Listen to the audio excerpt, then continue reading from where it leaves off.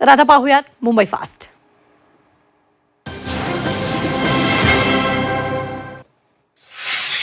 पेपरफुटी प्रकरणी fast track कोर्टात सुनावणी होणार असून तरुणांच्या भवितव्याशी खेळणाऱ्यास सोडणार नसल्याचं ट्विट पंतप्रधान मोदींनी केलंय.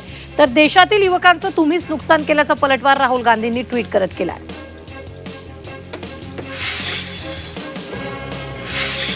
पंतप्रधान मोदींनी ट्विट करत चांगला निर्णय घेतल्याची प्रतिक्रिया भुजबळांनी दिली. दोषींना फास्ट ट्रॅक कोर्टात शिक्षा होईल, त्यामुळे चांगला निर्णय असल्याचं भुजबळ म्हणाले. अशा शिक्षेमुळे पेपरफुटीची प्रकरणं होणार नसल्याचं भुजबळांनी म्हटलंय. तरुणांच्या आंदोलनाला पाठिंबा देण्यासाठी ठाकरे बंधू मैदानात उतरलेत. मनसे अध्यक्ष राज ठाकरे आणि उद्धव ठाकरे यांनी 26 जुलै रोजी रविवारी आंदोलनाची हाक दिली.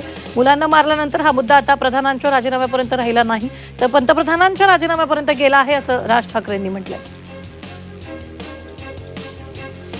नीट पेपरफुटी प्रकरणामुळे विद्यार्थ्यांच्या भविष्याशी खेळ होत असल्याचा आरोप करत राष्ट्रवादी काँग्रेस शरदचंद्र पवार पक्षानं राज्यव्यापी आंदोलनाचं आवाहन केलं. प्रदेशाध्यक्ष शशिकांत शिंदेंनी पत्राद्वारे सर्व पदाधिकारी आणि कार्यकर्त्यांना या आंदोलनात सहभागी होण्याचं आवाहन केलं. केंद्र सरकार जबाबदारी टाळत असल्याचा आरोपही यावेळी करण्यात आला. तरुणांच्या आंदोलनाला परदेशातूनही काही जण सहभागी झालेत. अमेरिकेतील सिएटल येथून सीजेपी आंदोलनात सहभागी होण्यासाठी ॲग्री म्हणजे AI आणि क्लिक टू क्लाउडचे संस्थापक CEO प्रशांत मिश्रा हे जंतर मंतरवरील आंदोलनात सहभागी झाले होते. मायक्रोसॉफ्टचे AI ॲग्री पायलट प्रोजेक्ट सहसंस्थापक असलेले मिश्रा मूळचे भंडारा मोहाड या गावचे. विद्यार्थ्यांच्या आंदोलनाला आता सर्वात स्तरातून पाठिंबा मिळू लागलाय. गुरु की फौज तसंच स्वयंसेवकांचे एक पथक जंतर मंतरवर दाखल झाले. पारंपरिक वेशात हे 70 ते 75 वर्षाचे सैनिक आंदोलनाला पाठिंबा देण्यासाठी आले. सरकार संवेदनाहीन झालं असून हुकुमशाही पद्धतीनं वागत असल्याची टीका वडेट्टीवारांनी केली आहे. तर काँग्रेस काळात यापेक्षाही भयानक घटना घडल्याचं म्हणत मंत्री शिरसाटांनी काँग्रेसवर निशाणा साधला. काँग्रेस आदिवासींवर गोळ्या झाडल्याचा आरोप शिरसाटांनी केला.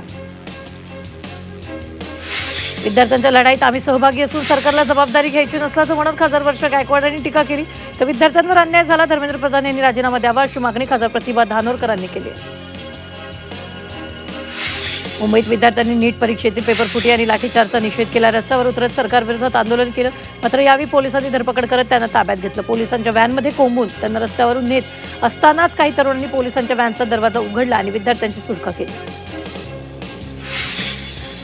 मुंबईतील दादर परिसरात आंदोलनादरम्यान गोंधळ पाहायला मिळाला. पोलिसांच्या व्हॅनमध्ये ताब्यात घेतलेल्या विद्यार्थ्यांना घेऊन जात असताना एक तरुणीनं थेट या व्हॅनसमोर उभं राहून रस्ता अडवला.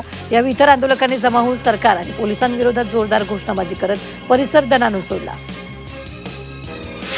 आंदोलकांसाठी कपड्यांच्याही मदतीचा ओघ सुरू झालाय. जंतर मंतरवर आंदोलन करणाऱ्या तरुणांसाठी देशभरातून कपड्यांची मदत केली जाते. इतकंच नाही तर मैदानावर उकाड्यापासून दिलासा देणाऱ्या इको फ्रेंडली पंख्याचंही वाटप करण्यात आलं.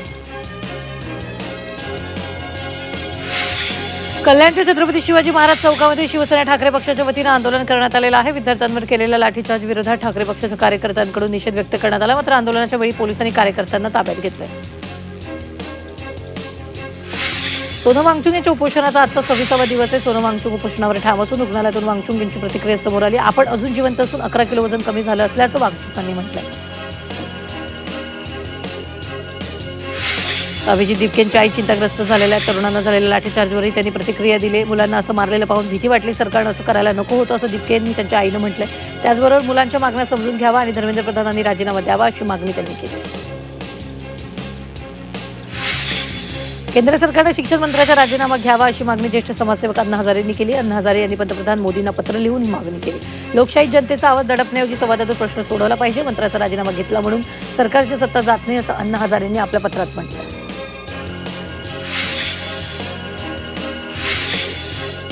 26 जुलै रोजी काढण्यात आलेला मोर्चा हा सरकारविरोधी राग व्यक्त करण्यासाठी काढला जाणार आहे. त्यामुळे या मोर्चात कोणत्याही पक्षाचा झेंडा नसेल, फक्त तिरंगा असेल असं राज ठाकरेंनी म्हटलं. तर या मोर्चात काँग्रेसही सहभागी होणार असून पवार आणि फडणवीसांना सहभागी व्हायचं असेल तर तेही सहभागी होऊ शकतात असं उद्धव ठाकरेंनी म्हटलं. तरुणांना धमकावल्याच्या मुंबई पोलिसांच्या कथित व्हिडिओवर राज ठाकरेंनी टीका केली. पोलीस विद्यार्थ्यांना धमक्या देत आहेत. पोलीस आता ड्रग्ज सप्लायर्स झालेत का असा सवाल राज ठाकरेंनी पोलिसांना विचारला. तर कॅरेक्टर सर्टिफिकेट रद्द करा अशी मागणी प्रकाश आंबेडकरांनी केली. वंचित बहुजन आघाडीकडून महाराष्ट्र बंदची हाक देण्यात आली. दिल्लीच्या जंतर मंतरवर पेपरफुटीवरून विद्यार्थ्यांचं आंदोलन सुरू आहे. याच्या समर्थनार्थ वंचित मैदानात उतरली. वंचितच्या बंदला राज्यातील ठिकठिकाणाहून मोठा प्रतिसाद मिळतोय. वंचित बहुजन आघाडीने पुकारलेल्या महाराष्ट्र बंदच्या पार्श्वभूमीवर अंबरनाथ स्टेशन परिसरातील काही दुकानं बंद ठेवण्यात आली, तर स्टेशन परिसरातून विविध भागात जाणाऱ्या रिक्षा देखील बंद आहेत. वंचित बहुजन आघाडीकडून महाराष्ट्र बंदची हाक देण्यात आली असून ठाण्यात चांगलाच प्रतिसाद मिळतोय. ठाण्याच्या इंदिरानगर परिसरातील दुकानं बंद आहेत. शरद पवार आणि पंतप्रधान नरेंद्र मोदी यांच्या भेटीवर राज ठाकरेंनी मिश्किल ठोला लगावलाय. शरद पवार हे पंतप्रधान नरेंद्र मोदींना भेटतात याला तर जंतर मंतर म्हणतात असं राज ठाकरेंनी म्हटलं. ठाकरे बंधूंनी न्यायव्यवस्थेच्या भूमिकेवर गंभीर प्रश्न उपस्थित केलेत. न्यायालयांना कुत्रे आणि कबुतरांच्या प्रश्नाकडे लक्ष द्यायला वेळ आहे, पण देश घडवणाऱ्या विद्यार्थ्यांकडे पाहायला वेळ नाही असं उद्धव ठाकरेंनी म्हटलंय. तर कॉक्रोच जनता पार्टीला याच न्यायव्यवस्थेनं जन्माला घातला आणि आता त्यांच्याकडे बघायला वेळ नाही असा टोला राज ठाकरेंनी लगावला. उद्धव ठाकरे यांचा वाढदिवस साजरा करणार नाहीत. दिल्लीतील विद्यार्थ्यांवरील पोलिसांच्या कारवाईच्या पार्श्वभूमीवर त्यांनी निर्णय जाहीर केला. वाढदिवसानिमित्त होर्डिंग बॅनर लावू नका, कार्यकर्त्यांना उद्धव ठाकरेंनी आवाहन केलं.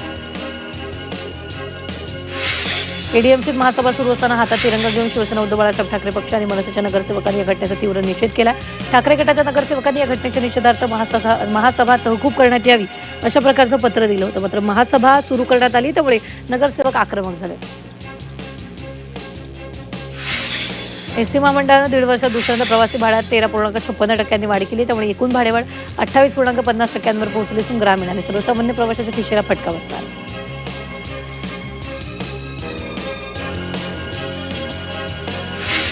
मुंबईकरांसाठी दिलासादायक बातमी. बेस्टच्या ताफ्यात लवकरच 150 नवीन विद्युत डबल डेकर बस दाखल होतील. तांत्रिक आणि करारातील अडचणी दूर झाल्यानं 3 वर्षापासून रखडलेला बस पुरवठा पुन्हा सुरू होणार असून प्रवाशाचा प्रतीक्षा कालावधी कमी होण्यास मदत होणार आहे.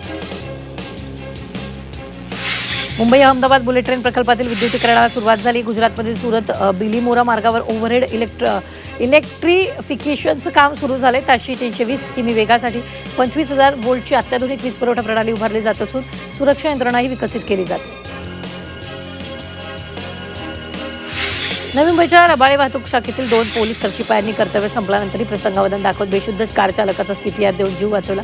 त्यांच्या या धाडसी आणि तत्पर कृतीबद्दल सर्व स्तरातून त्यांचं कौतुक होत आहे. जानेवारी ते जून 2026 या 6 महिन्यात एसटी महामंडळाचा पथकर खर्च 5.81 कोटी रुपयांनी वाढून 133.87 कोटी रुपयांवर पोहोचला. राज्यात टोल माफी असली तरी केंद्राच्या राष्ट्रीय महामार्गावरील टोल नाक्यावर एसटीकडून अद्याप पथकर वसूल केला जात असल्यानं महामंडळावर आर्थिक भार वाढल्याची टीका महाराष्ट्र एसटी कर्मचारी काँग्रेसनं केली. पालघर जिल्ह्यात मुसळधार पाऊस आणि सोसाट्याच्या वाऱ्यामुळे जनजीवन विस्कळीत झालेलं आहे. सूर्या नदीला पूर आल्यानं नदीकाठच्या गावात पाणी शिरले, तर मुंबई अहमदाबाद महामार्गासह अनेक रस्त्यांवर पाणी साचले. त्यामुळे नागरिकांना सतर्कतेचा इशारा देण्यात आला. पालघर जिल्ह्याच्या अनेक भागात मुसळधार पाऊस झाला. या पावसामुळे नागरिकांचं जनजीवन पूर्णपणे विस्कळीत झाले. तसंच सूर्या आणि वैतरणा या प्रमुख नद्यांच्या पुराचं पाणी गावालगतच्या वेशीवर पोहोचलं. या पार्श्वभूमीवर प्रशासनाकडून नागरिकांना सतर्क राहण्याचं आवाहन करण्यात आलं. वसई विरार आणि नालासोपारा परिसरात मुसळधार पावसामुळे अनेक मुख्य रस्ते पाण्याखाली गेलेत. विरार पूर्व पश्चिम जोडणारा जुना विवा कॉलेज मार्ग बंद झाला असून सुट्टीची माहिती न मिळाल्यानं अनेक विद्यार्थी कॉलेजमध्ये जाऊन परत फिरले. मुंबई उपनगरीय रेल्वेसाठी कवच 5.0 प्रणाली विकसित केली जाते. त्यामुळे लोकलमधील अंतर कमी होऊन दर 2 मिनिटांनी लोकल उपलब्ध होण्याची शक्यता आहे. अत्याधुनिक सुरक्षा प्रणालीमुळे अपघाताचा धोका कमी होणार असून प्रवास अधिक सुरक्षित होणार आहे. ठाण्यात पार्किंगमध्ये उभ्या असलेल्या स्कूल बसला भीषण आग लागली. घटनास्थळी अग्निशमन दल दाखल होऊन आग आटोक्यात आली. आगीत बसचं मोठं नुकसान झालं असून सुदैवानं कोणतीही जीवितहानी झालेली नाही.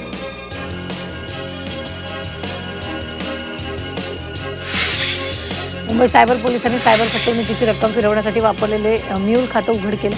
या खात्यातून 21 लाख रुपयांहून अधिक व्यवहार झाल्यानं खातेदारासह साथीदारांवर गुन्हा दाखल करण्यात आला.